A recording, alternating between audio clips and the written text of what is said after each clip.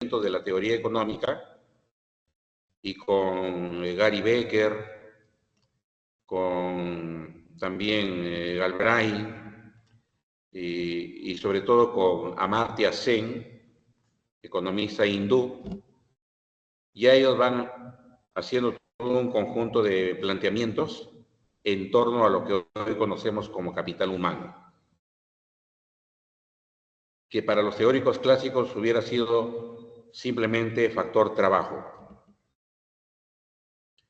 Pero ya estos nuevos teóricos, con sus aportes, van señalando que por capital humano debemos de entender al ser humano, pero dotado de habilidades, dotado de destrezas, de capacidades, ¿no?, de conocimientos, y no solamente para que se desempeñe laboralmente, porque si no, pues nos hubiéramos quedado simplemente en seguirle llamando factor trabajo a los conocimientos que adquirimos cuando nos formamos para una determinada profesión, principalmente en la universidad. No, eso no es capital humano. Los conocimientos para una profesionalización, algunos para ser ingenieros, otras para ser arquitectas, ¿no?, otros más para ser abogados. Esos conocimientos que vamos a una universidad principalmente y los adquirimos y nos hacen profesionales, es solamente un aspecto de lo que representa un verdadero capital humano. Por eso que Amartya Sen señala que el concepto de capital humano es multidimensional. Es cierto, el ser humano debe de prepararse para poder desarrollar un trabajo, pero la sociedad nos exige más.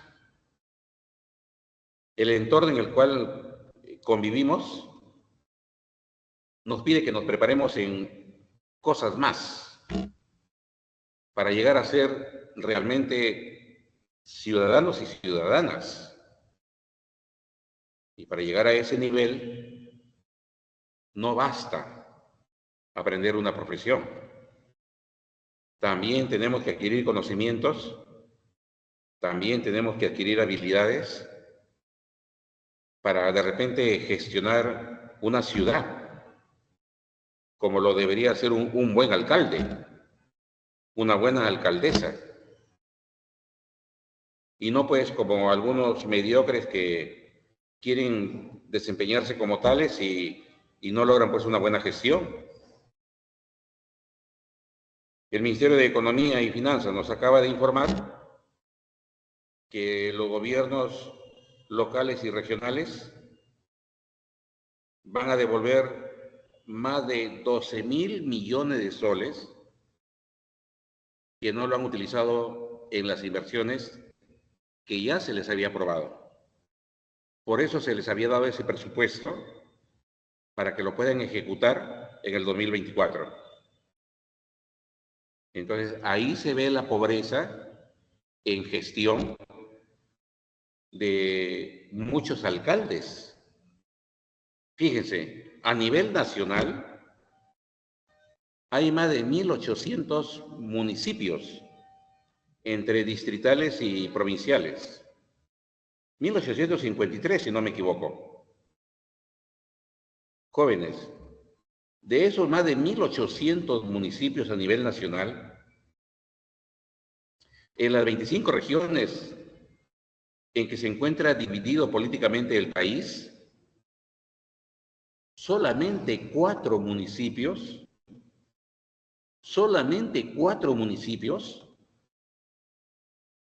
uno de ellos es Santiago de Surco, aquí en Lima, 4 municipios lograron eficiencia en su gestión respecto a la utilización de recursos para obras públicas. respecto al uso de los recursos que le dieron para que invierta esos municipios. Nada más 4 llegaron a utilizar el 100% de estos presupuestos para inversión en obras públicas.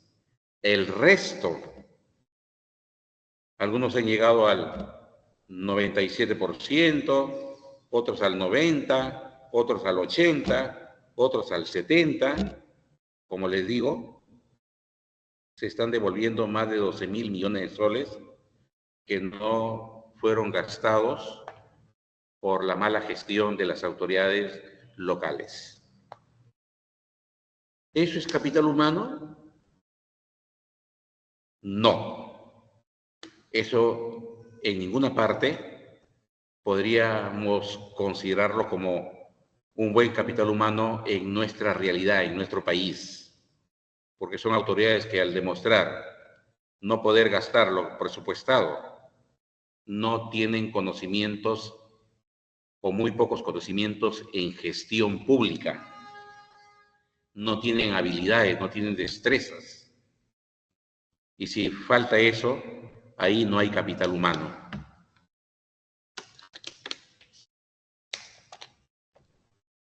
Por eso es pobre la gestión de muchas autoridades. Y no solamente en los municipios. Hay problemas en los ministerios. Hay problemas en los poderes del Estado. Ejecutivo, legislativo, el Congreso. Destinando el dinero para cosas totalmente deslesnables, ¿no? Destinando dinero, recursos, caramba, para cosas totalmente inmorales, como es la prostitución. Es lo peor, ¿no? El mundo ve a nuestro pseudo congreso como lo peor, porque esas malas noticias no quedan aquí en Perú. Ya el mundo sabe que en el Congreso peruano hay pues cada vez una mayor sospecha que ha existido una red de prostitución. Miren, qué buena gestión podemos esperar de esas personas cuando se entiende que ir al Congreso es para gestionar los problemas que el país tiene y en conjunto con el Poder Ejecutivo y el Poder Judicial, también ahí pues velar por un bienestar para la mayoría de los peruanos y peruanas. Si es que tuviésemos en los poderes del Estado buenas autoridades, buenos funcionarios públicos, pero con eso demuestran que no los tenemos. Igual ocurre con los ministros. La mayoría no ha utilizado todo su presupuesto. El Poder Judicial, que ayer veía la juramentación de su nueva presidenta para este periodo 2025-2026. No nos informan si ya bajaron su carga judicial, porque con la pandemia dijeron que se había incrementado considerablemente los casos judiciales, los juicios en ese poder, sin tener solución, sin ser resueltos. Bueno, pusieron como buen argumento la pandemia. Es cierto, ¿no? Durante la pandemia, cuando culminó, y ese informe lo dio la señora Delia Barrios, que ha sido también una de las últimas presidentas del Poder Judicial, fue la primera mujer en ese poder de la historia, y ya nos decía que se habían acumulado cerca de 5 millones de expedientes judiciales, de los cuales carecían de sentencia. Un juicio termina cuando se dicta sentencia. Si no, se puede prolongar meses, años ese juicio. Y eso es incapacidad. Eso es tener en el Poder Judicial autoridades que no tienen una buena gestión, jueces que no tienen propuestas para poder agilizar la administración de justicia de manera más pronta, de forma rápida, para que vayan saliendo esos expedientes y se vayan dictando la sentencia que corresponda. En conclusión, también ellos son responsables de los problemas que tengamos en el país, por falta de una adecuada administración de justicia. Y nos hacen perder la generación de riqueza. Claro que sí.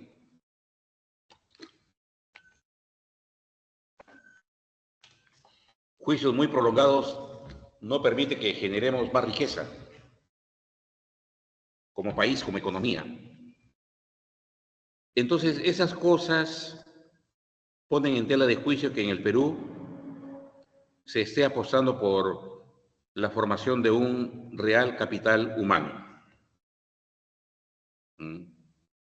Pero también aquí voy a comentar algo que directamente tiene que ver con ustedes, los jóvenes de hoy. Ustedes como jóvenes, ¿consideran que están yendo por el camino correcto en cuanto a la conformación de capital humano para nuestra realidad?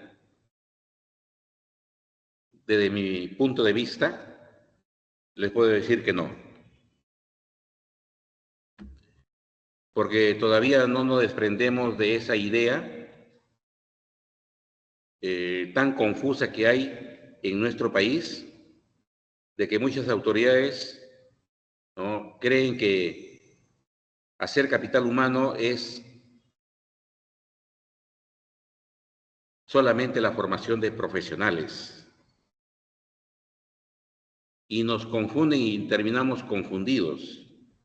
Y seguimos con esa confusión, creyendo de que vamos a hacer capital humano cuando terminemos la universidad y nos hagamos profesionales. No, ese es un aspecto. Es solamente una parte de lo que debe ser capital humano. Ya lo dije. Capital humano, efectivamente, es tener conocimientos para desempeñarse como profesional en el derecho, en la ingeniería, en la administración, en la psicología, etcétera. Pero ya lo dijeron los investigadores, entre ellos Amartya Sen, que capital humano es cuando una persona se prepara para ser una persona al servicio de la sociedad como autoridad, como funcionario, pero debidamente preparada la persona para tener y hacer una buena gestión como alcalde, como gobernador, como parlamentario, como ministro, etcétera. Una persona que realmente apuesta por conformar capital humano es aquella que socialmente se prepara. Y para prepararnos socialmente hay que siempre tener en cuenta, seguramente han escuchado esta expresión, que nuestros derechos terminan cuando se inician los derechos de los demás. Hay que aprender a convivir. Y ahí pues hay muchos casos que nos demuestran todo lo contrario.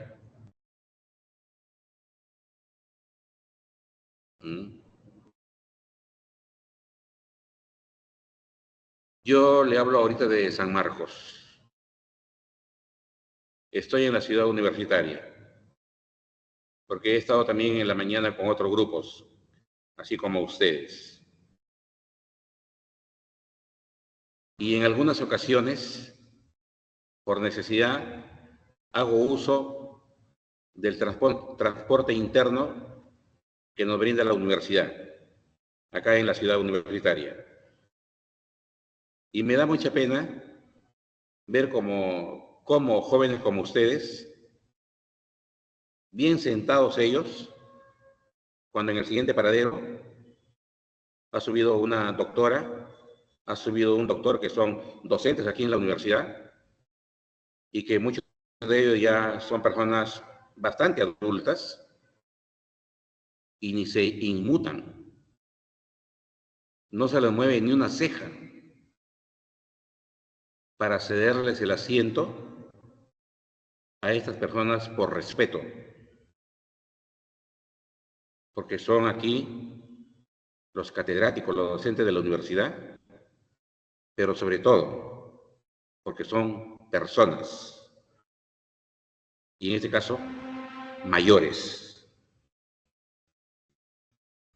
Entonces, los jóvenes de hoy no están aprendiendo a ser buenos ciudadanos, buenas ciudadanas. Con ese solo ejemplo, porque hay muchísimos, les digo que los jóvenes de hoy no están asumiendo su responsabilidad social, el saber convivir y con respeto. Los jóvenes de hoy no les interesa la política. Antes de que termine el 2024, la Universidad Privada de Piura hizo una investigación donde más del 70% de los jóvenes entrevistados manifestaron que no les interesa la política. Y eso se nota. Claramente se nota.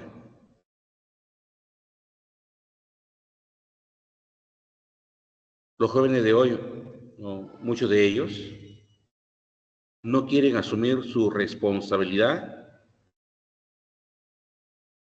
reproductiva.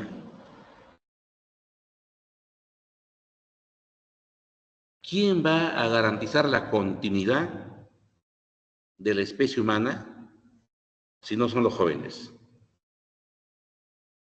¿Quién va a procrear? ¿Quién va a permitir que la especie humana se extienda y sea duradera en el tiempo? Si hace poco el Instituto Nacional de Estadística e Informática señaló que en nuestro país el número de nacimientos había caído en 20.3%. En 20.3%. Cuando se le pregunta a los jóvenes, ¿te vas a casar? ¿Vas a contraer matrimonio? ¿Quieres tener hijos? No. En muchos de ellos la respuesta es no. Tampoco quieren asumir esa responsabilidad los jóvenes de hoy. ¿Y quién va a garantizar la continuidad del ser humano? ¿Quién?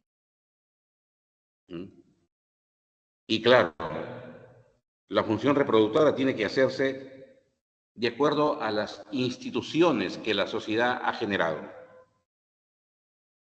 Y la institución legal para tener hijos, hijas, es el matrimonio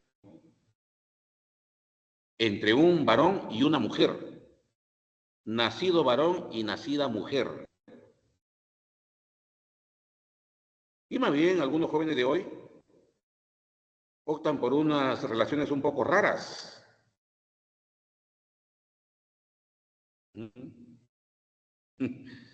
Algunos están apostando para unirse en pareja hombre-hombre o mujer y mujer. Oiga, ahí no se garantiza la función, ¿no?, reproductiva, ¿no? ¿Qué puede salir de un hombre y un hombre que van a convivir? Vida. ¿O de una mujer y otra mujer? Algunos piensan así. Están dejando de lado su obligación, su deber, su responsabilidad de garantizar la continuidad de la especie humana. Entonces, ¿cómo podríamos garantizar que en los países y en el nuestro en particular estemos apostando por formar un real capital humano, cuando se está dejando de lado las principales responsabilidades que le compete al capital humano?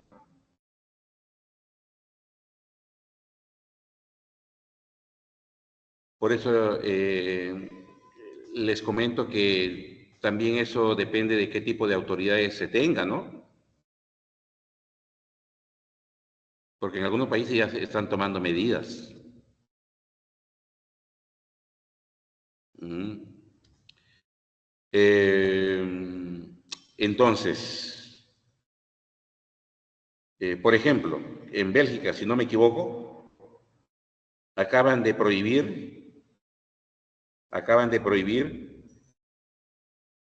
la venta de cigarrillos electrónicos, porque se va comprobando que son más letales que el cigarrillo común y corriente. Oiga, si ya teníamos serios problemas de muchas personas que mueren de cáncer al pulmón cada año por ser fumadores o fumadoras, y si los cigarrillos electrónicos son más letales, imagínense, pues, ¿no? Y más aún, si se sabe que estos cigarrillos son los preferidos por los jóvenes. ¿Eso qué significa?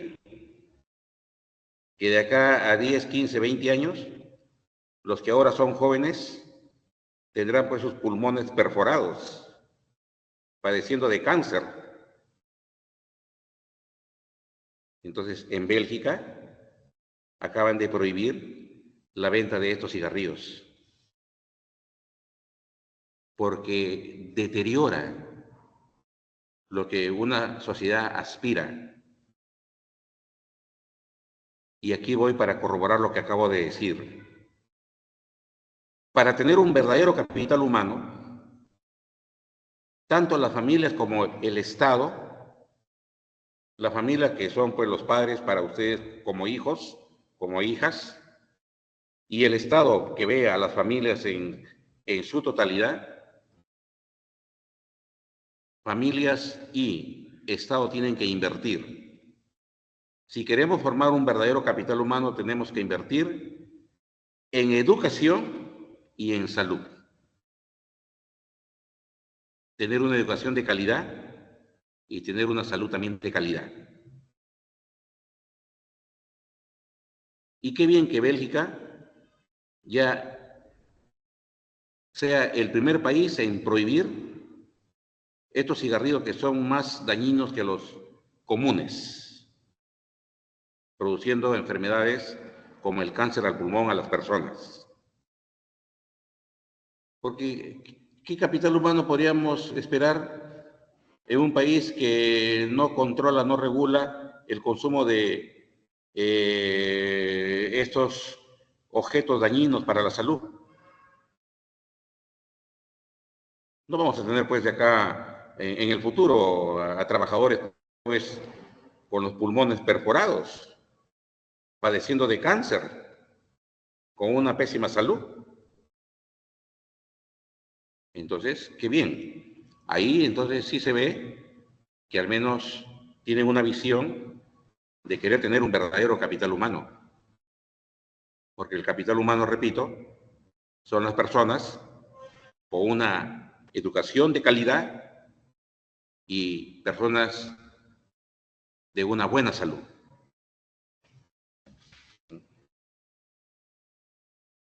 Esperemos pues que en nuestra realidad, en el Perú, las autoridades ya se dejen de tonterías y no estén pensando en cómo tapar sus delitos, cómo tapar sus desaciertos, ¿no?, que como autoridades puedan estar cometiendo. y se pongan a trabajar verdaderamente para el país, para nuestra población. Porque el capital humano sí nos va a llevar a la libertad. Porque el que desarrolle un buen capital humano va a poder participar como un verdadero ciudadano o como una verdadera ciudadana, de conocer cuáles son sus derechos y cuáles también son sus obligaciones. Esa es una persona que ofrece en su entorno, en su país, en su sociedad, un verdadero capital humano. Nos conduce a ser libres.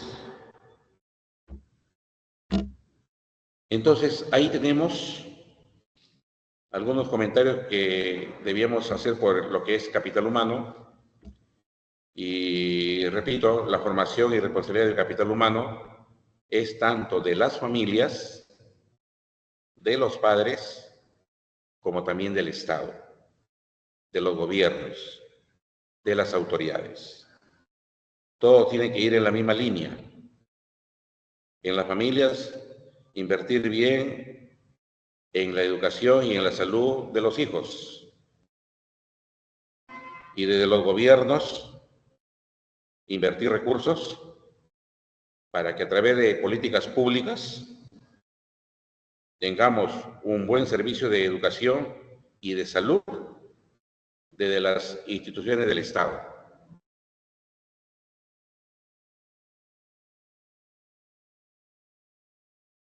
El salario. ¿Qué es lo que representa en sí el salario?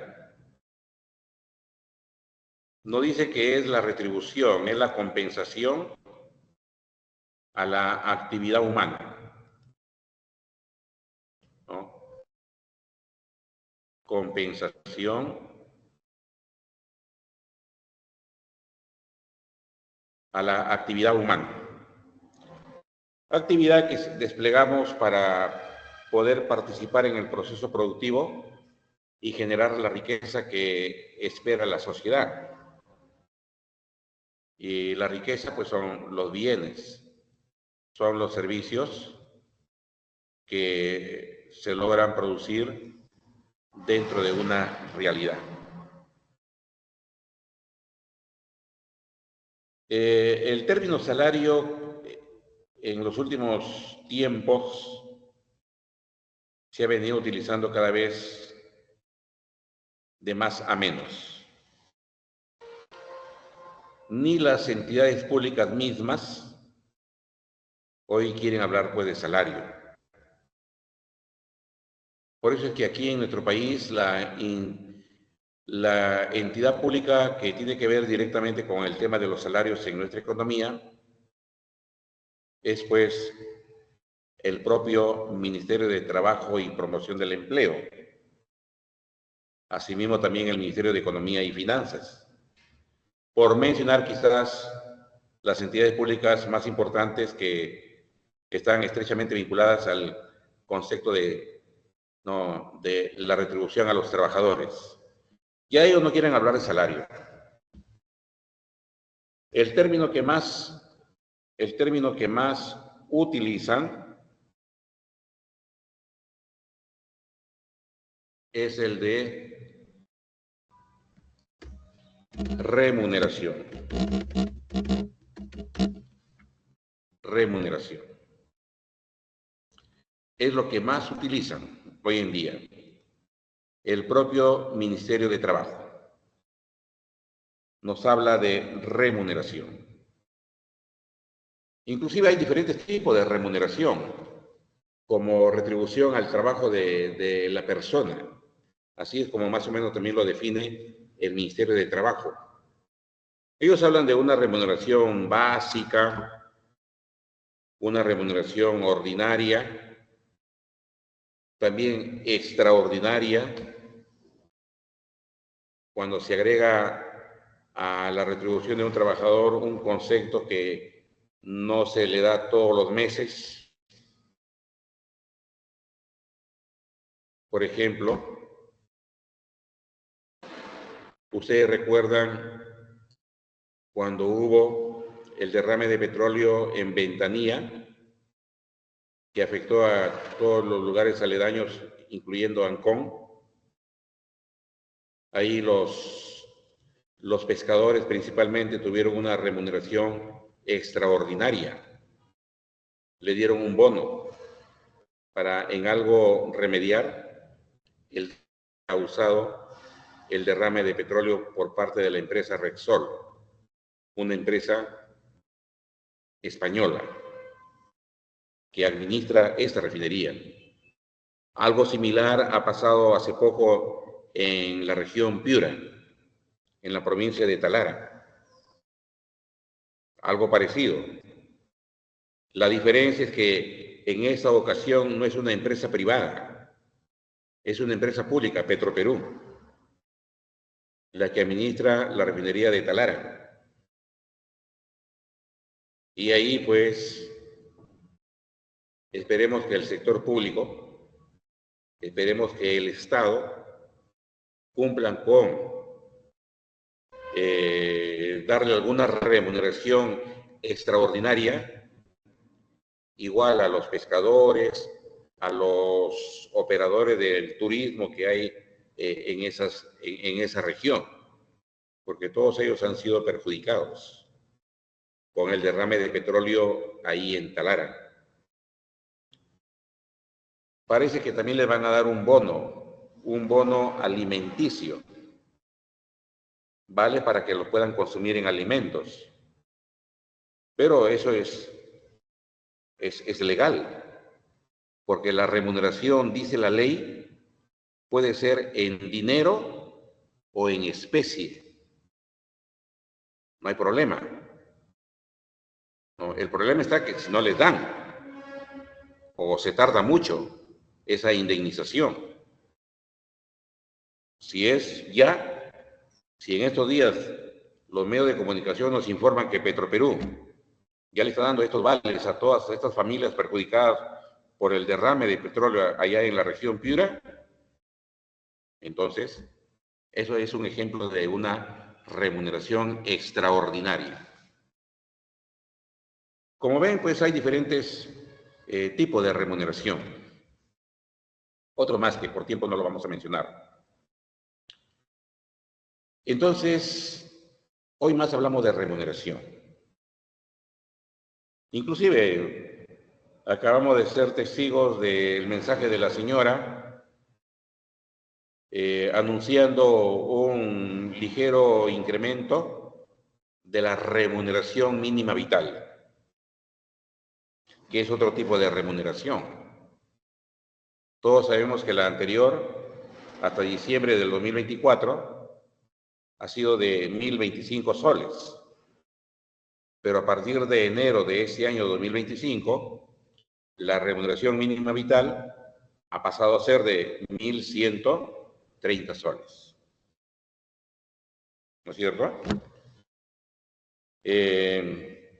Entonces, hoy más se habla de remuneración que de salario. Pero nosotros aquí vamos a tener que retomar un poco, de acuerdo a la teoría económica, el concepto de salario como retribución al trabajo del hombre en la generación de riqueza, en la producción de bienes y servicios. Eso es salario. Y bueno, ya todos sabemos la parte de la historia del término salario, que proviene de lo que, cómo compensaban el servicio de los soldados romanos al emperador, ¿no? El emperador le pagaba a los soldados romanos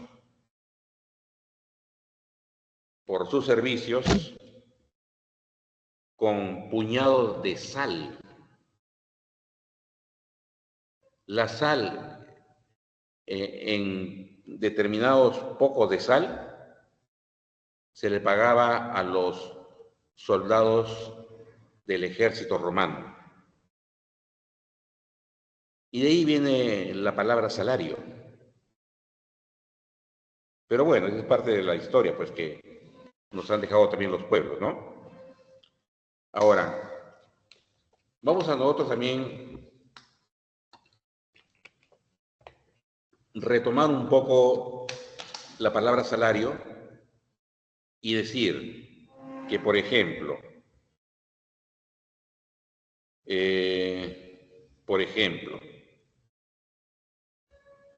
hay factores que influyen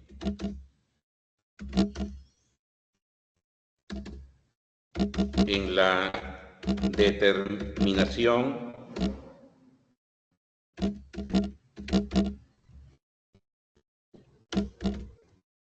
del salario. Los más importantes son los que ahí aparecen. Tenemos el costo de vida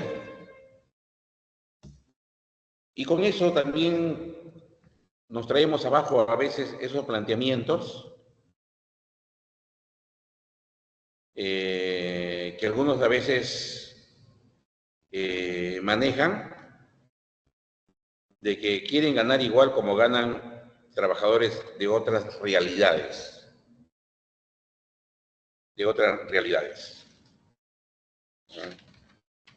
Sabemos que aquí en el Perú la remuneración mínima vital, como acabamos de indicar, ¿no? Como acabamos de indicar,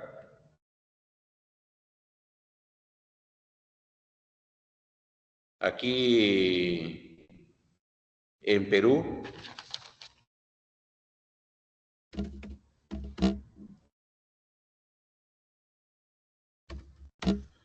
la remuneración mínima vital ha pasado a ser de 1.130 soles. 1.130 soles. ¿Por qué?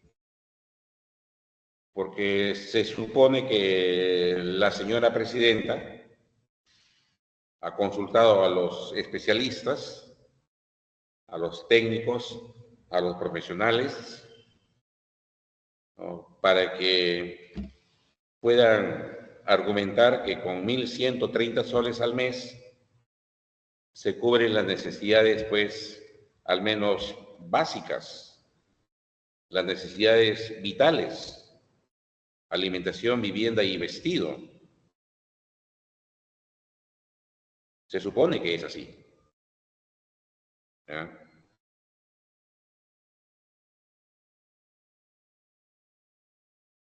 Pero ¿por qué Alemania,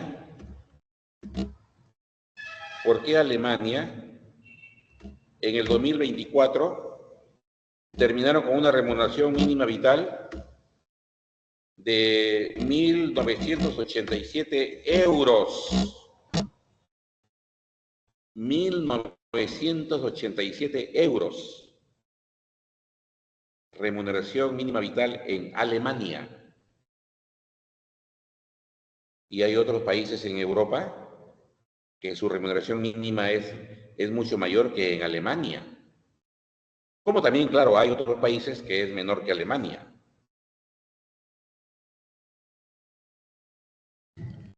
Me he dado la molestia de convertir estos euros en soles. ¿Y saben cuánto obtuve?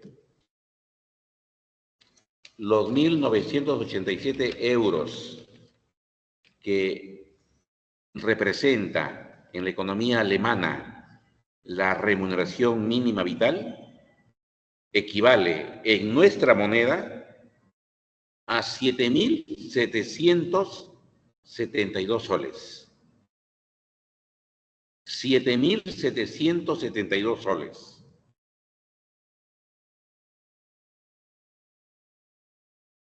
¿Debe un trabajador peruano, una trabajadora peruana, ganar lo mismo que un alemán? Definitivamente que no. ¿Y por qué? Porque son realidades diferentes. Y por lo tanto el costo de vida también lo es.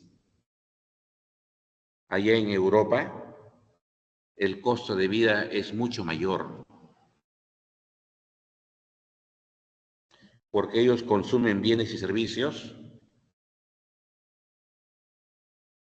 de mayor calidad, consumen bienes y servicios en los que para producirlos han utilizado las últimas tecnologías que con sus conocimientos ellos han generado. Esas son algunas razones del por qué el costo de vida en Europa es mucho mayor que en Perú, por ejemplo. Así, un caso puntual y concreto. ¿Cuánto cuesta una taza de café en Perú? Ponle 5 soles. 5 soles. ¿Cuánto cuesta una taza de café en Alemania? ¿Sabes cuánto cuesta? Entre 8 a 10 euros. Euros.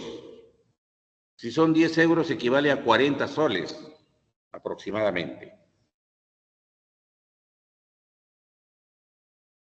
Entonces, ahí, este es un factor importante que no debemos de dejar de lado, y también para explicar a aquellos que a veces se dejan llevar por su ímpetu y dicen, ¿por qué en Europa los salarios son así y acá en Perú son tan bajos? Son realidades diferentes, totalmente diferentes. Porque hasta un mismo alemán se vería en apuros si con su salario mínimo quiere vivir en Dubái. Dubái, una de las ciudades más caras del mundo, una de las ciudades con un costo de vida altísimo, altísimo.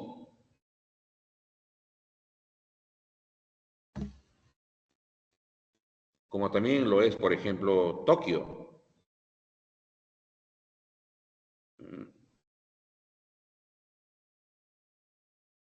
En Tokio me contaba un amigo, un colega, hace poco viajó y me decía, acá yo voy a un restaurante y me como un buen bistec, un buen bistec.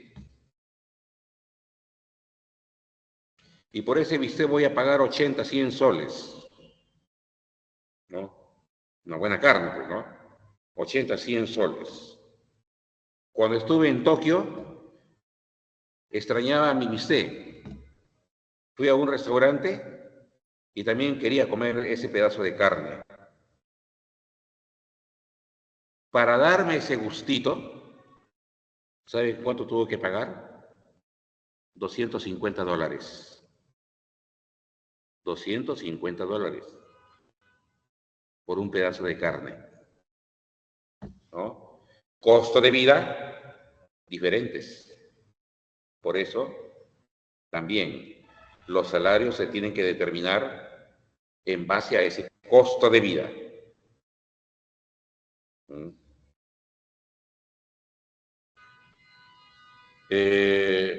Acá, otro factor viene a ser la oferta de trabajo.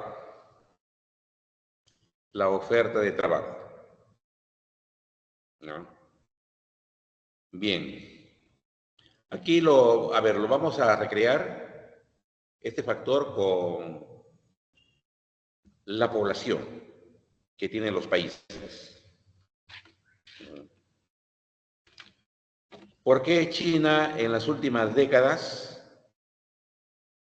logró convertirse, algunos le llaman, logró convertirse en el taller del mundo?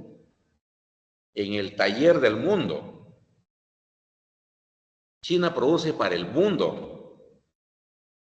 China no produce solamente para sus más de 1.400 millones de habitantes. China es una economía que atiende la demanda mundial.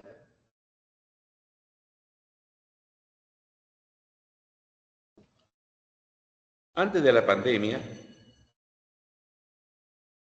revisaba alguna cifra de la economía china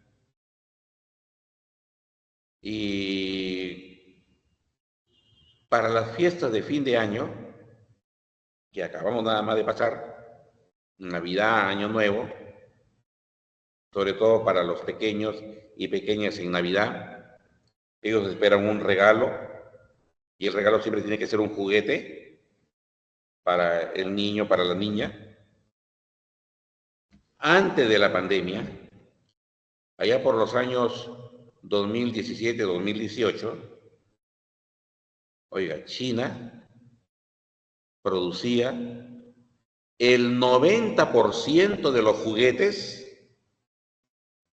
que el mundo consume para esas fiestas, para Navidad, en el mundo occidental.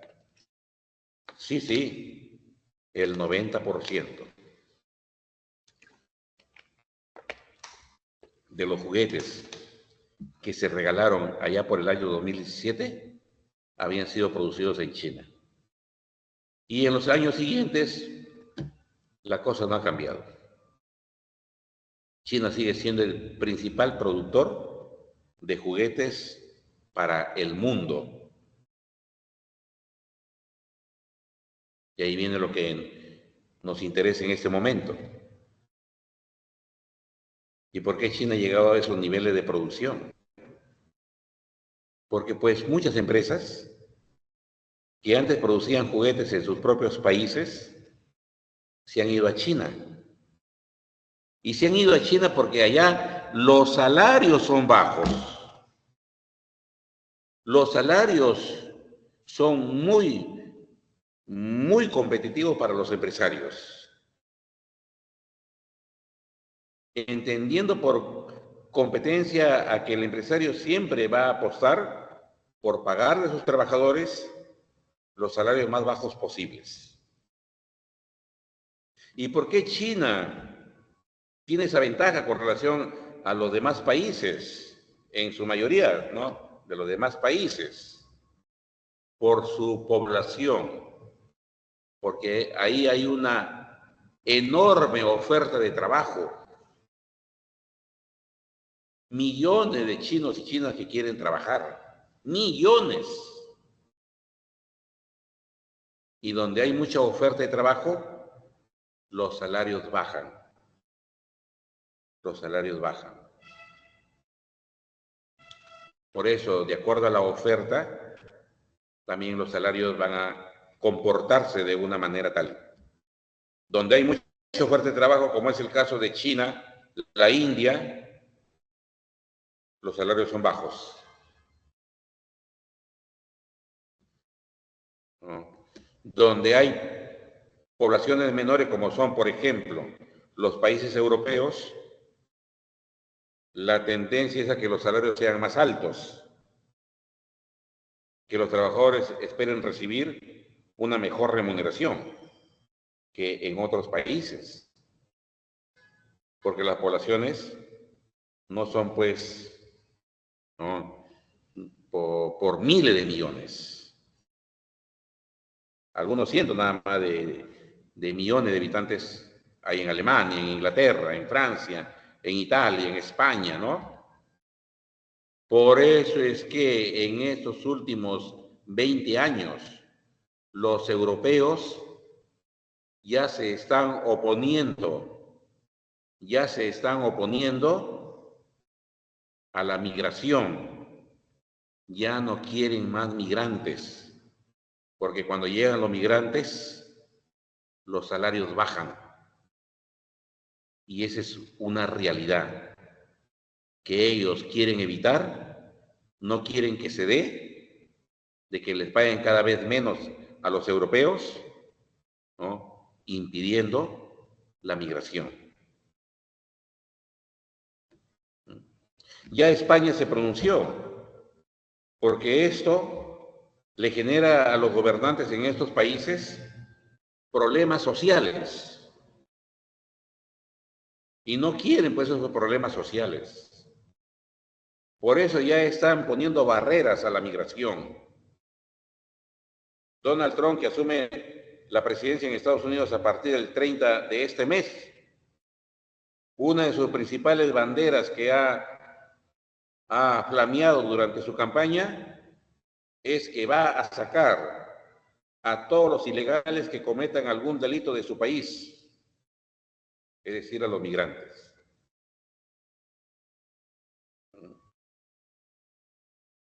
Quiere sacar a todos los centroamericanos. El gobierno de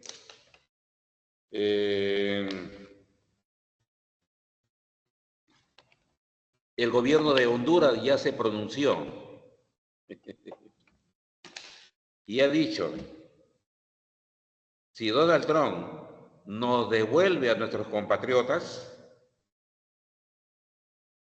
hace que retorne los hondureños a nuestro país, y que son, creo, más o menos 50,000, no es poca cosa, ¿eh? ¿Qué ha dicho el gobierno? ¿No? Le prohibimos a las Fuerzas Armadas norteamericanas que sigan manteniendo sus bases militares en nuestro territorio. En Honduras hay bases militares norteamericanas. Ya lo dijo el gobierno, como una forma de rechazo a lo que está anunciando Donald Trump. Pero Donald Trump ya no quiere más migración y más bien los quiere sacar, porque pues también lo que él quiere es que, por ejemplo, retornen algunas empresas que se han ido a producir a China, siendo empresas norteamericanas.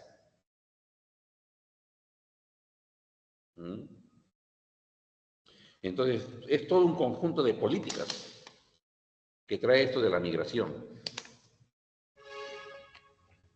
que genera un incremento de la oferta de trabajo y, por lo tanto, caída de salarios. La productividad es otro factor que influye en la determinación del salario. La productividad, como sabemos, ¿no? Como sabemos, es rendimiento promedio, ¿no? Productividad es acá. Rendimiento promedio de los trabajadores.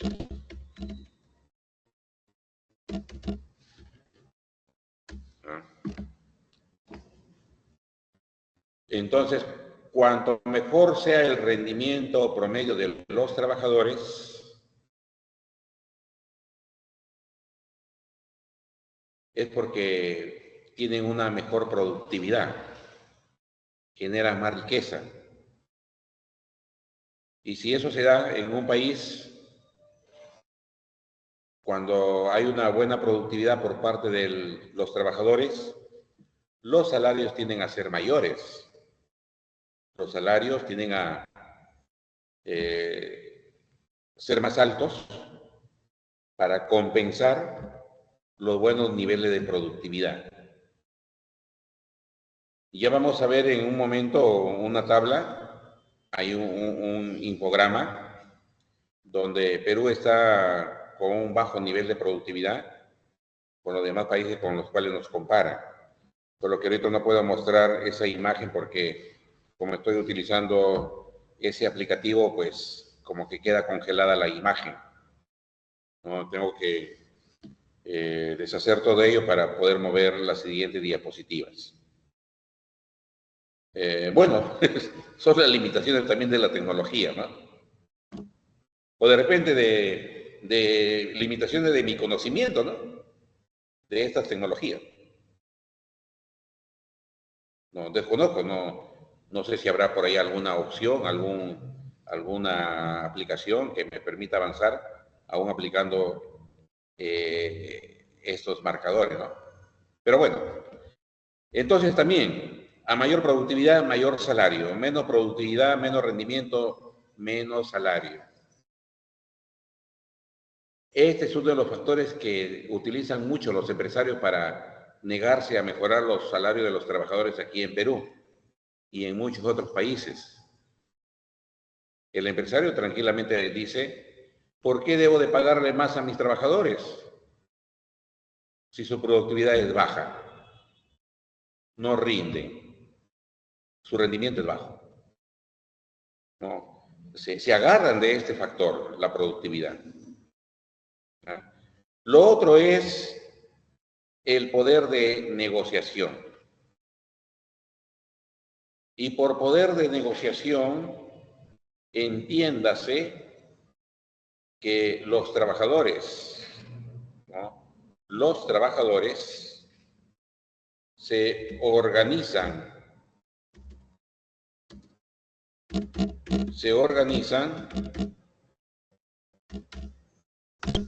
en sindicatos. Los sindicatos son la principal expresión del nivel de organización que los trabajadores pueden lograr. Si tienen un sindicato en la empresa donde laboran o en el sector en el que trabajan, van sus dirigentes a pedir, negociar con el empleador, con el dueño de la empresa, para pedir mejoras salariales. Y si los dirigentes son muy hábiles, saben negociar, saben gestionar al sindicato, seguramente van a lograr esos mejores salarios para todos los afiliados al sindicato.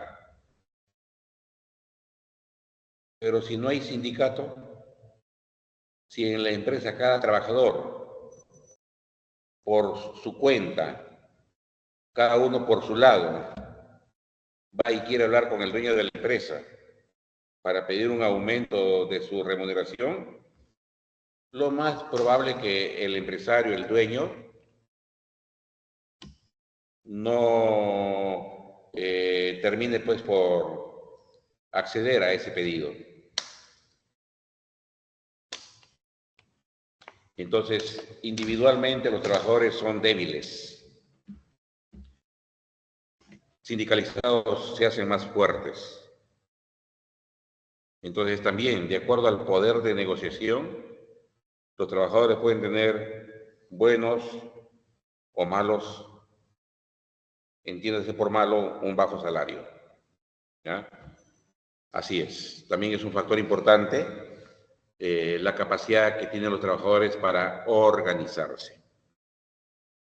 Bien, entonces ahora sí vamos a deshacer todas las aplicaciones que hemos hecho para seguir moviendo las diapositivas.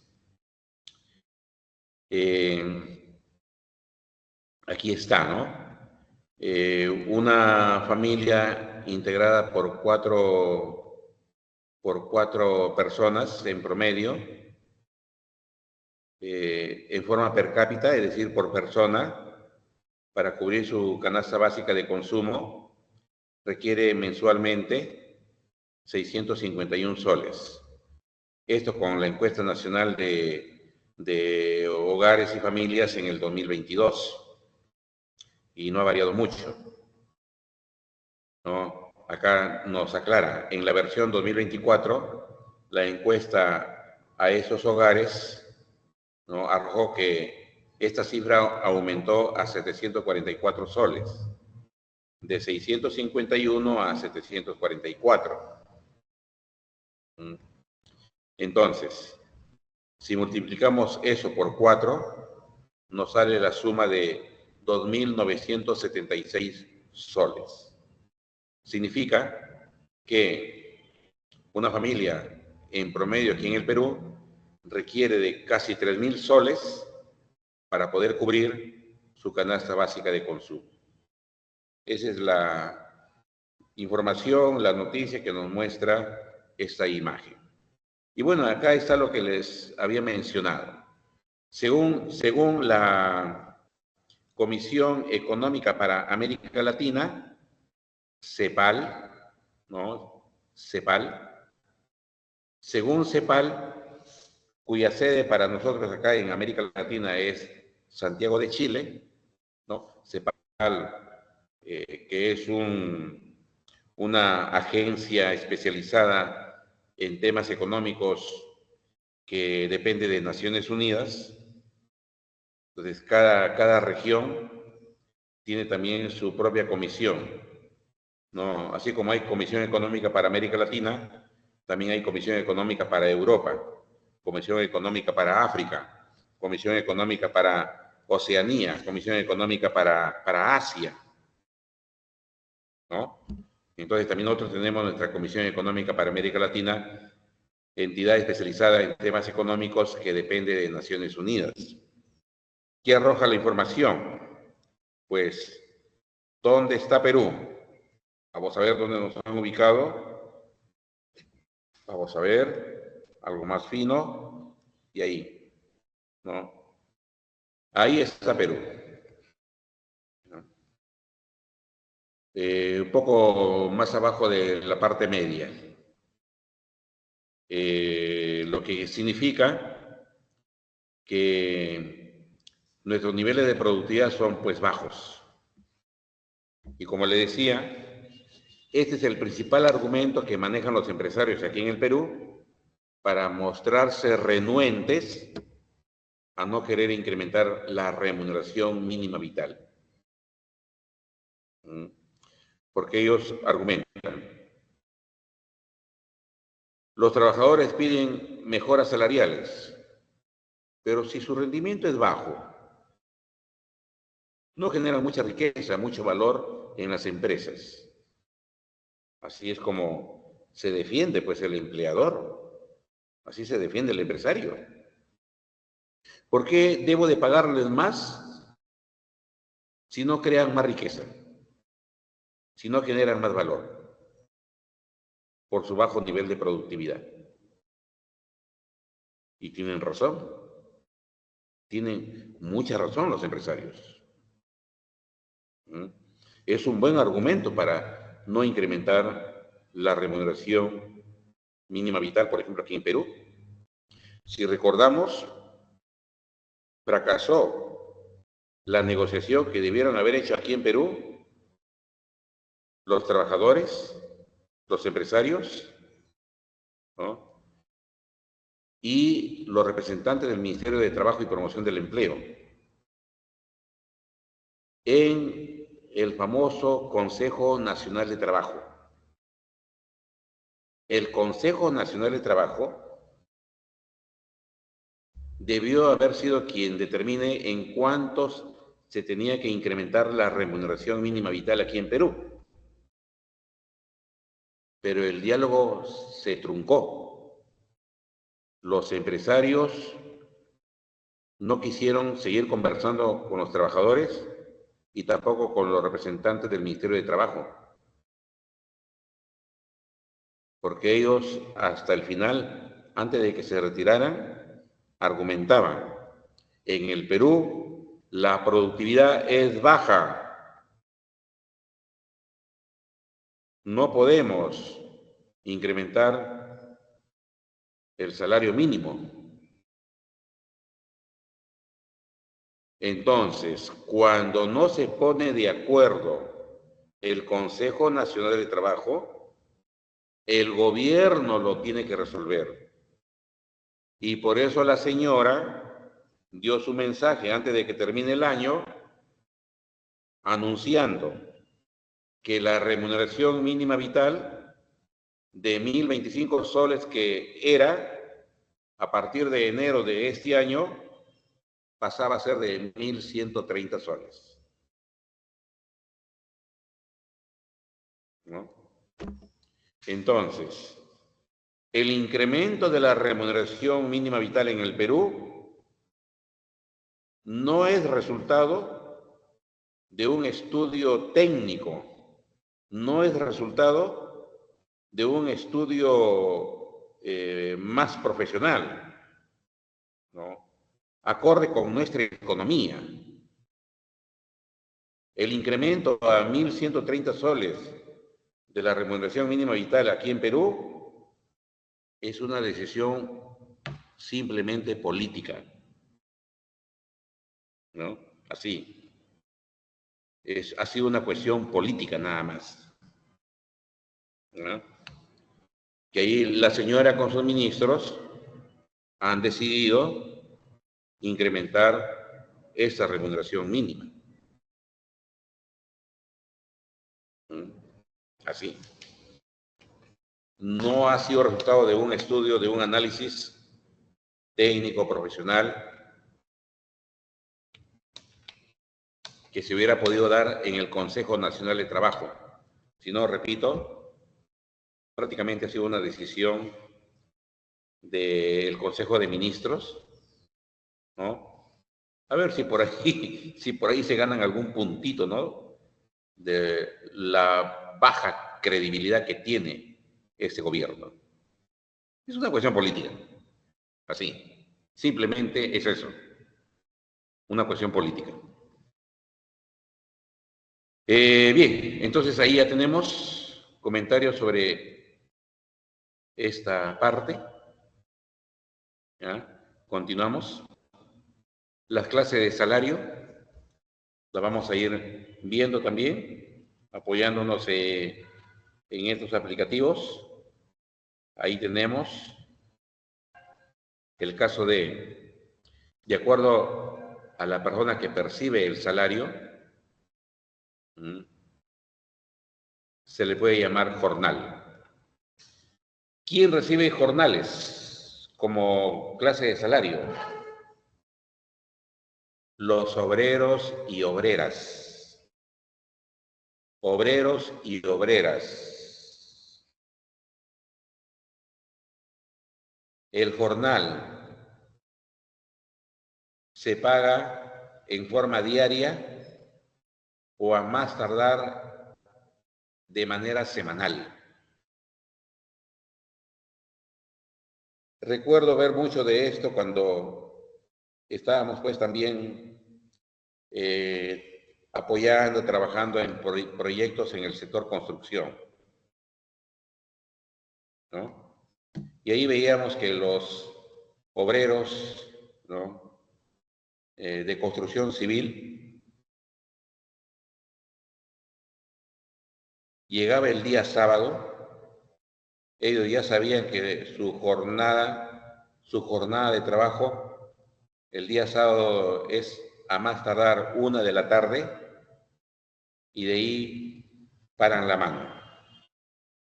Todos van a los vestuarios, se cambian, y luego a esperar que el administrador los empiece a llamar con el contador, la contadora, para que vayan recibiendo su cheque, para que vayan recibiendo su efectivo.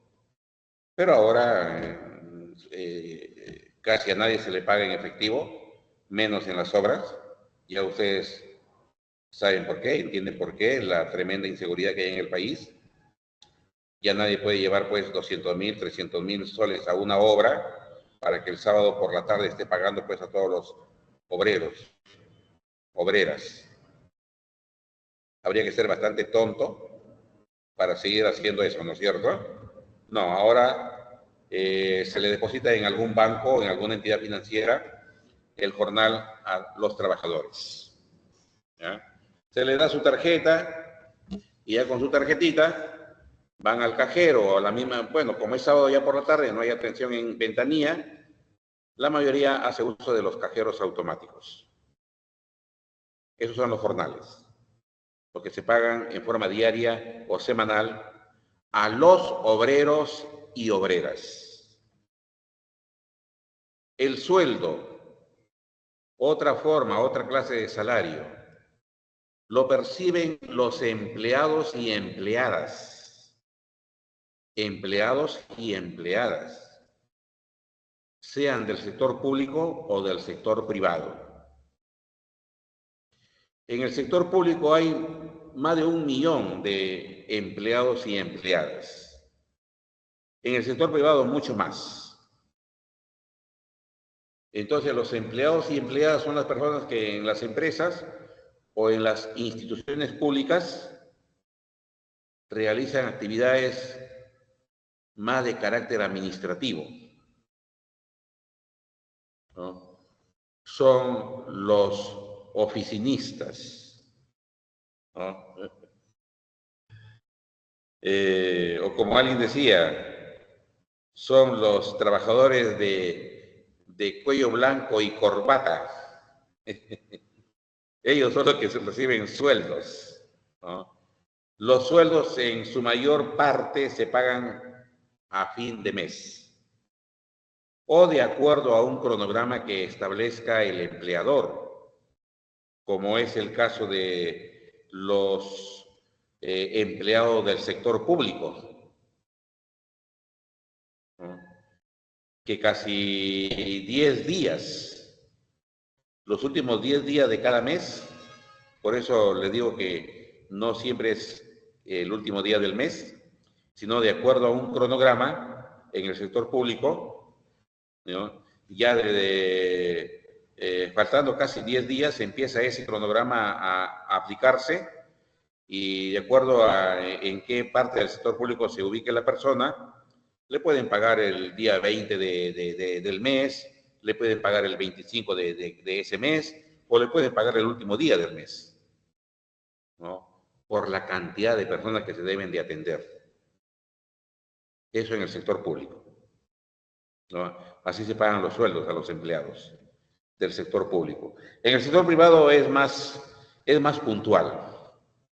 La casi totalidad de empresas, salvo algunas excepciones, pagan sueldos cada fin de mes. Algunas pagan cada 15 días. Son muy pocas, pero las hay. En el sector privado hay empresas que, repito, pagan una parte que por lo general es el 50% del sueldo de la persona el día 15 y el día 30 la otra mitad. Pero la mayoría, repito, lo hacen cada fin de mes. Honorarios es lo que reciben los profesionales y técnicos independientes.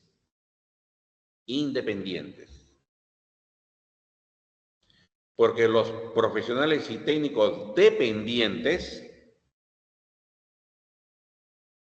reciben sus sueldos según el régimen laboral donde se encuentre. Si es en el Estado, ese profesional pueda que reciba cada 20 de todos los meses o cada 30 de todos los meses, según el cronograma en qué entidad pública se encuentre. Pero si es en el sector privado, mayormente recibirá, como el resto de los empleados, recibirá sus honorarios cada fin de mes, ¿ya? Entonces, eso es lo que ocurre con los profesionales y los técnicos. Sus honorarios no los van a percibir mayormente cada fin de mes. Emolumentos lo perciben funcionarios públicos, autoridades elegidas por la confianza que pueda en esa persona haber por parte del funcionario público.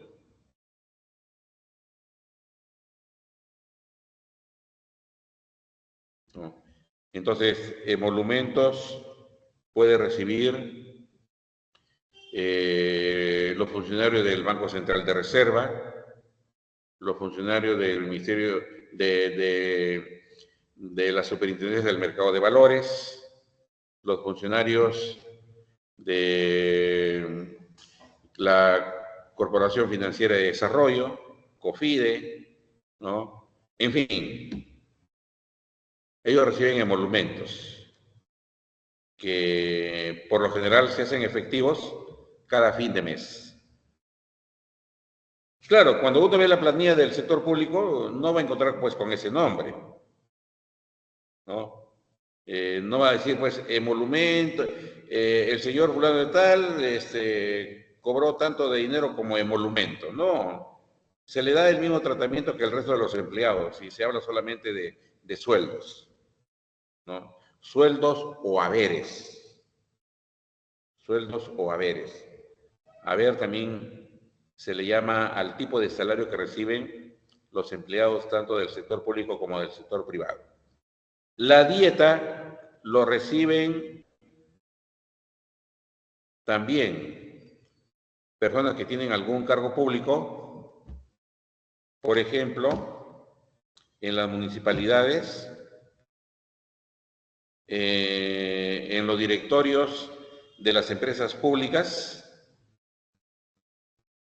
En el caso de las municipalidades, la dieta es un monto fijo por cada reunión del Consejo Municipal. Como sabemos, dentro del organigrama de un municipio están las reuniones de consejo, que de acuerdo a ley mínimo debe de haber una reunión de consejo al mes. Hay consejos que se reúnen 2 veces al mes. También pueden haber algunas reuniones extraordinarias del Consejo Municipal.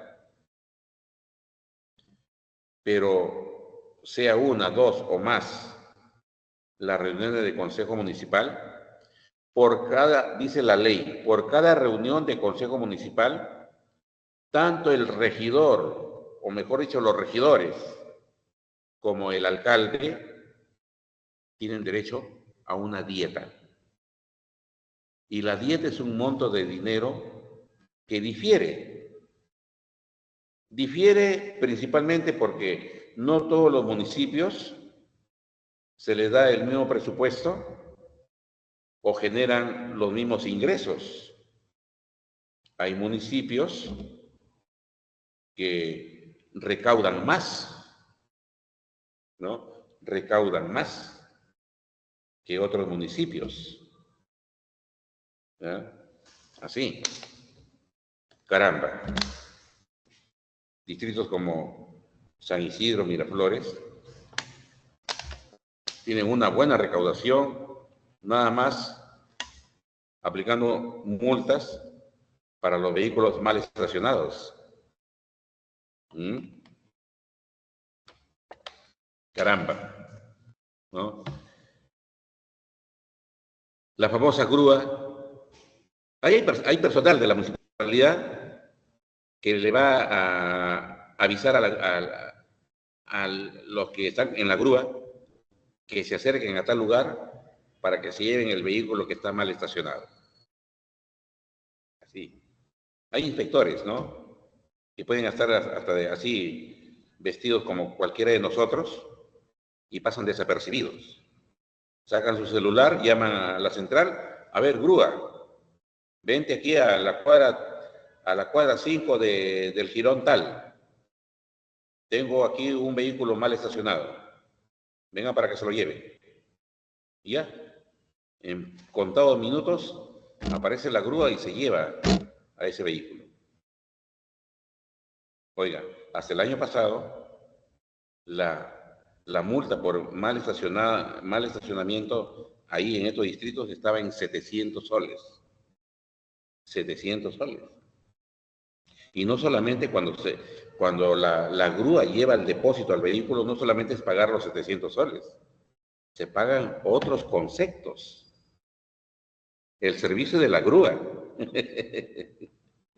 ¿No? Te está dando un servicio la grúa que te está llevando tu vehículo. El depósito, ¿no? La municipalidad se justifica y dice, ese depósito lo estoy alquilando y también me cobran a mí el alquiler. Págame también un concepto por alquiler.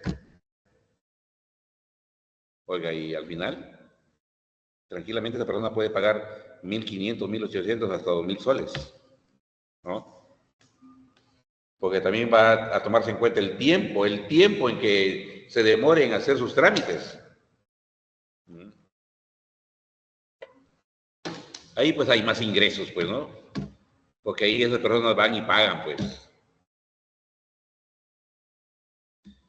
Oiga, pero si esto mismo lo aplican en un distrito de la periferia,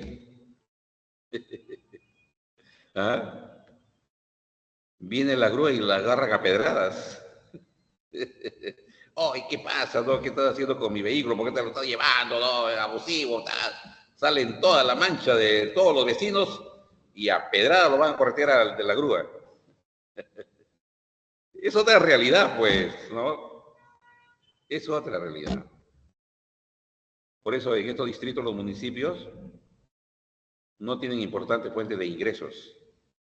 Y cuando tienen que determinar la dieta para el alcalde y los regidores, hay distritos que las dietas son altas y hay distritos donde las dietas son bien bajas.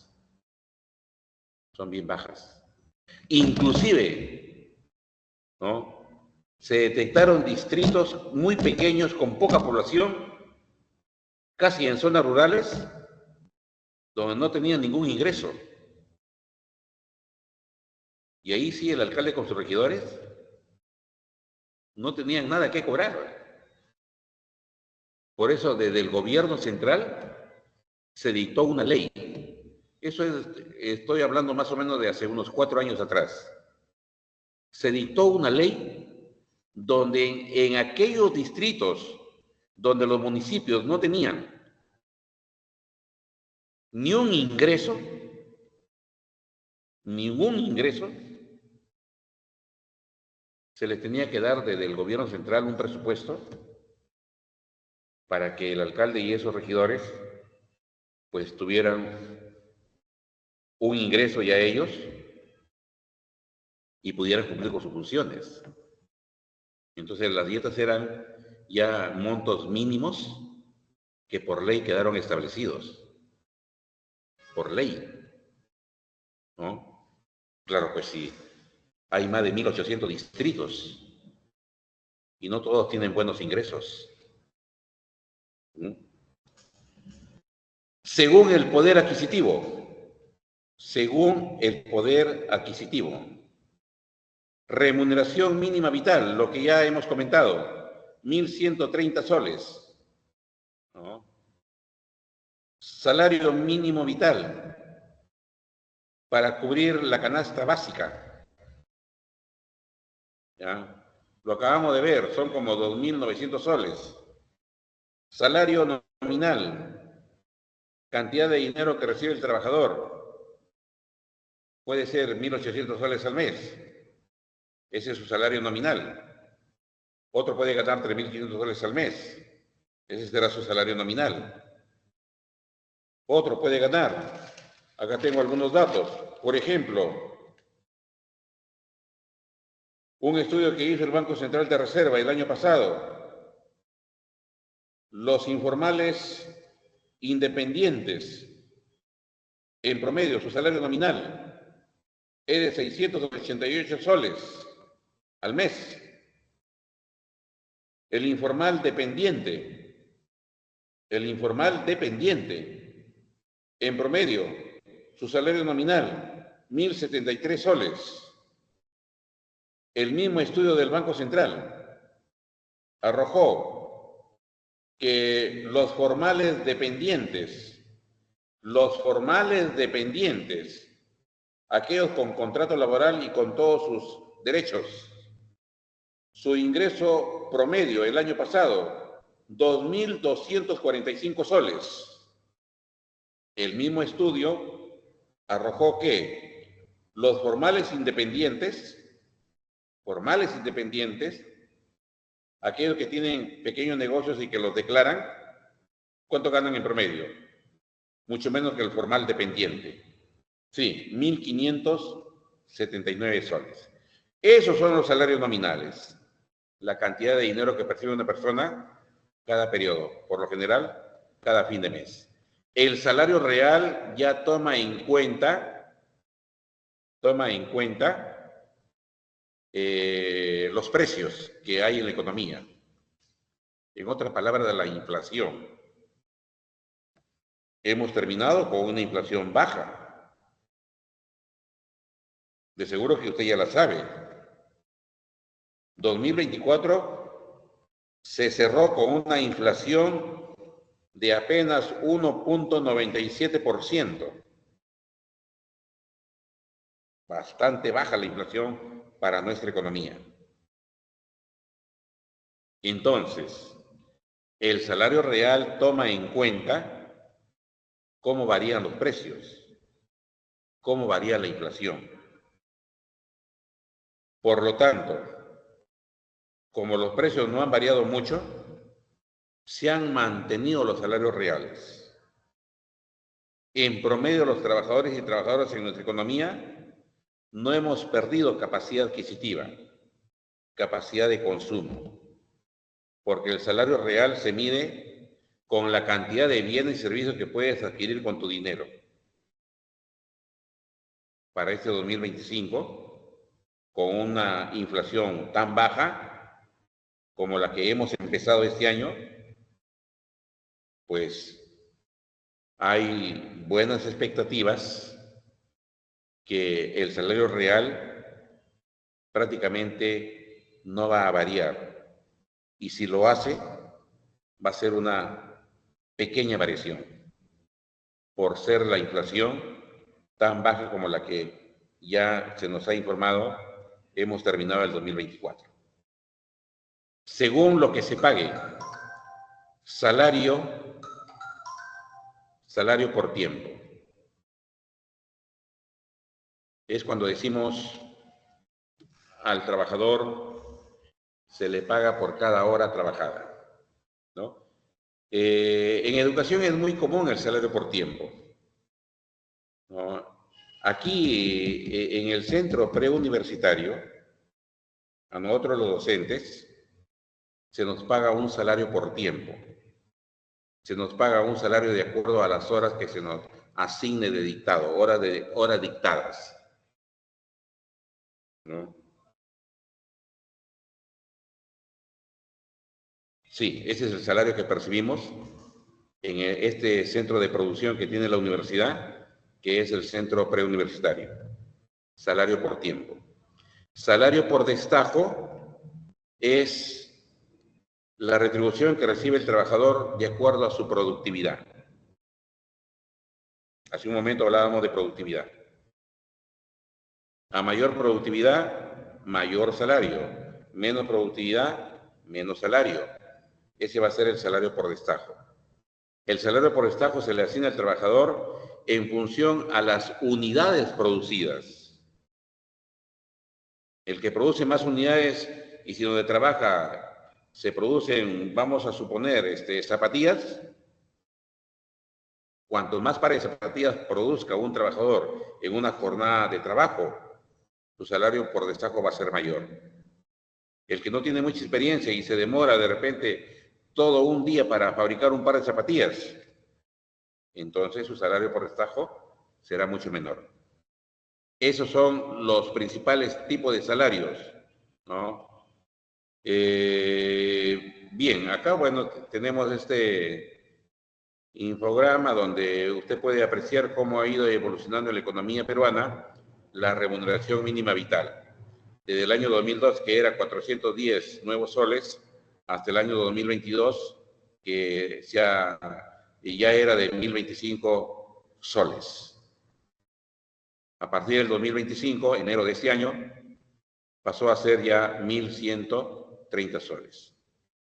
¿Ya? Esa es más o menos la evolución que ha tenido la remuneración mínima vital en nuestra economía. Bueno, ya hemos aclarado lo que es salario nominal y salario real, la discriminación salarial en el sector formal, sector informal, por la segmentación del mercado, ¿sí? Ahí tenemos, por ejemplo, en el sector formal, un trabajador dependiente, en promedio, su salario es de 1.579 soles. Pero en el sector informal, un trabajador dependiente, su salario apenas es de 1.073 soles. Hay una diferencia como de 500 soles. Esa es una forma de discriminar a los trabajadores, dependiendo si es formal o informal. Diferencia de género, ¿no? A los hombres en el Perú, en nuestra economía, en promedio, les pagan 1.927 soles al mes. A una mujer haciendo la misma tarea, le pagan apenas 1.431 soles. Otra vez, hay una diferencia de cerca de 500 soles entre lo que le pagan a un hombre y a una mujer. Esa es una discriminación salarial por género.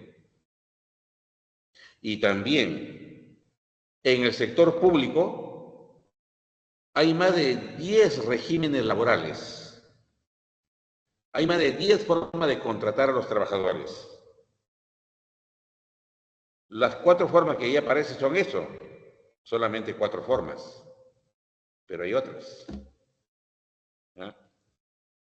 Y según el régimen laboral con el que la persona es contratada, por ejemplo, en el sector público, van a haber diferencias salariales.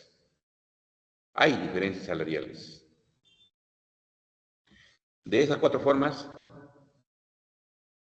los que más desventajas tienen es cuando la persona la contratan como locación de servicios. ¿Ah? Así. Es algo así, digamos, es muy desventajoso que en el propio sector público hayan muchos regímenes laborales.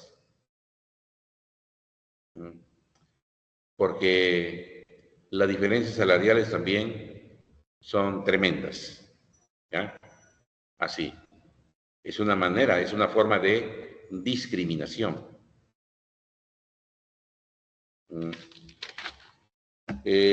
También hay otra forma de discriminación, ¿no? Discriminación por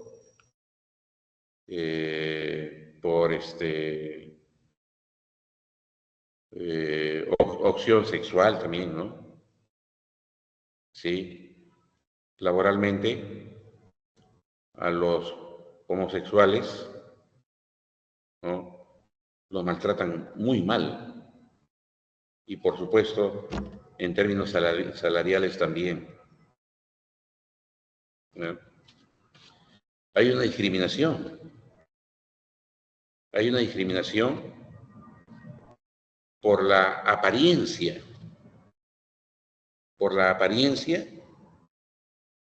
de la persona.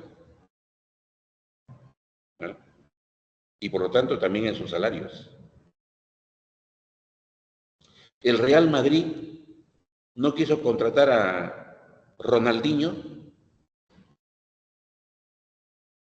porque físicamente no es el tipo de jugador que ellos quieren, físicamente. Pero después Ronaldinho les demostró en su propia cara, en su propio estadio, que era mejor que Beckham, por el cual sí apostaron y lo contrataron. ¿No? Lo discriminaron a Ronaldinho para contratar a Beckham. Porque Beckham, según ellos, el Real Madrid reunía las características del genotipo de jugador que ellos siempre quieren tener. Discriminación. Es una clara discriminación en el fútbol.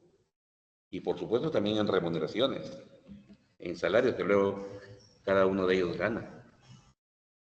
¿Ya?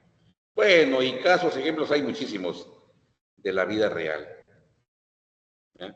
Bueno, lo pasamos, sindicato ya hemos dicho, principal organización de los trabajadores, para promover mejoras salariales, para defender los derechos de los trabajadores y para fortalecer la unidad de los trabajadores frente al empleador, ¿no? Frente a los empleadores. ¿Ya? Hay conflictos también que se pueden presentar en el trabajo. Las causas más importantes es pues siempre los bajos salarios, las represalias, condiciones laborales adversas, maltratos de empresarios, despidos injustificados, ¿no? Así. Son algunas de las causas que pueden originar un conflicto laboral entre el trabajador o entre los trabajadores y el empleador. La forma de lucha es el paro, que es la primera forma de lucha, donde los trabajadores acuerdan, dicen, de esta semana, bueno, que viene, el día martes vamos a hacer un paro ahí en la empresa. Vamos a llegar, vamos a marcar nuestras tarjetas, pero no vamos a laborar. Solamente el día martes. Toda nuestra jornada no vamos a trabajar. Nos declaramos en paro. Si no hay una respuesta positiva para ellos, según lo que estén planteando con respecto al empleador, pueden plantear la huelga. La huelga. ¿Ya? Y la huelga, por lo general, terminan siendo indefinidas. Ya la huelga es la paralización permanente de las actividades que los trabajadores suelen realizar en una empresa, en un sector o en toda la economía. Yo recuerdo que el problema de Corea del Sur, que ha terminado con la destitución de su presidente, empezó con una huelga hace algunos meses atrás. Una huelga de los trabajadores de la empresa Samsung. Oiga, ¿quién no conoce a esta empresa a nivel mundial? ¿No? La Samsung, empresa coreana, Corea del Sur. Pues los trabajadores de esta empresa se declararon en huelga, pidiendo, entre otras cosas, mejoras salariales. Y miren lo bien organizados que han estado los coreanos,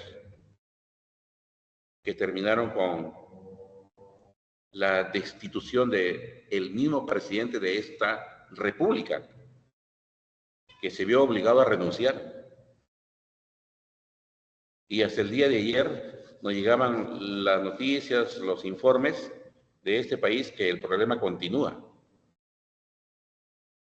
Porque también el señor que era presidente tenía algunos sectores de la población que lo apoyan, ¿no? Y ahí hay una confrontación social, hay un problema social delicado. Sectores de la propia población surcoreana que se están enfrentando. Algunos, porque la orden judicial es que detengan, apresen al que era presidente y se ha generado como un cinturón humano alrededor de la residencia presidencial que no permite que entre la policía.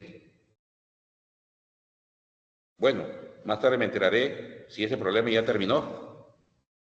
Pero repito, todo se inició con una huelga de la empresa Samsung, ahí en Corea del Sur. Boicot. Cuando los trabajadores deciden no adquirir, no comprar los productos que las empresas generan, ¿no? Eso es boicotear, ¿ya? Se ponen de acuerdo en no comprar los productos de las empresas cuyos dueños se muestran renuentes a no querer resolver los problemas de los trabajadores. Sabotaje. Esto sí es más fuerte. Sabotaje es cuando entraban los obreros a las fábricas y las incendiaban. Las incendiaban, ¿no? Ese es sabotaje. Sobre todo destruían las máquinas, porque los trabajadores, los obreros pensaban que el responsable de su desempleo era la máquina. Y así mostraban su desacuerdo con la incorporación de este elemento a la producción, que fueron pues las máquinas, ¿no? El locao es una forma de conflicto social, pero aquí más bien quien decide cerrar la empresa es el propio empresario, es el dueño. En un locao, el dueño de la empresa es quien propicia el cierre de su propia empresa. Cuando se da un locao, el empresario actúa de esta manera porque le conviene cerrar su empresa a tener que continuar con actividades que le puedan estar generando pérdidas. ¿Mm? Bueno, los lockouts son bastante raros, ¿no? Casi no se dan, porque el empresario ya hoy en día tiene diferentes formas de cómo evitar que eso se dé. Bueno, la forma de solución, negociación directa, empleador-trabajador, conciliación, un tercero que es un mediador y arbitraje cuando entra a pelear el Estado a través del Ministerio de Trabajo. ¿Ya? Así. Y por último, la OIT, organismo que ve los temas laborales como ente especializado de Naciones Unidas. ¿Ya? Así. Bueno, jóvenes, ahí está. Solucionario, respuestas, respuestas a las preguntas, cópienlas, o como dicen ustedes, un pantallazo, y listo. Ya tenemos nuestras respuestas. Bien, eso es todo, jóvenes. ¿No? Terminamos nuestra sesión. Y bueno, muchas gracias por participar. Sería todo, jóvenes. Hasta luego. ¿No? Que todos tengamos un buen fin de semana. Al menos un fin de semana tranquilo. Porque después de las fiestas, las economías de las familias quedan bastante debilitadas. ¿Ya? Pero tratemos de estar tranquilos. Gracias. Hasta luego.